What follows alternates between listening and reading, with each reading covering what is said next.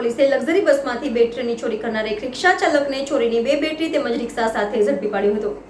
ચોરેલી battery વેચવાના ફિરાકમાં ફરતો તસ્કર battery વેચે તે પહેલા જ પોલીસના હાથે ઝડપાઈ ગયો હતો।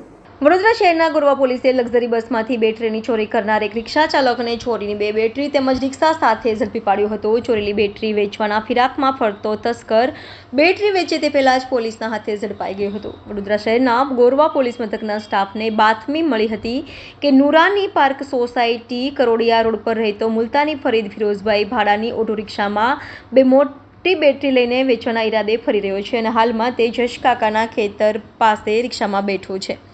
જે બાતમીના આધારે ગોરવા પોલીસના સ્ટાફે સ્થળ પર જઈને તેની ધરપકડ કરતા તેમાં 2 નંગ બેટરી મળી આવી હતી। આ બેટરી ક્યાંથી લાવ્યા તે અંગે પોલીસને પૂછપરછ કરતા ગત તારીખ 19 જુલાઈના રોજ બપોરના 2:30 વાગ્યાની આસપાસ મધુનગર 4 રસ્તા પાસે દરબાર ટ્રાવેલ્સ લખેલી લક્ઝરી બસની ડેકી તોડીને તેમાં ફિટ કરેલી બેટરીઓ ચોરી કરી હોવાની કબૂલાત કરી હતી। પોલીસે આરોપી મુલતાની ફરીદ ફિરોઝભાઈની ધરપકડ કરી ચોરીનો મુદ્દામાલ બેટરી તેમજ ગુનામાં વપરાયેલ ઓટો રિક્ષા મળીને 94,000નો મુદ્દામાલ જપ્ત કર્યો હતો।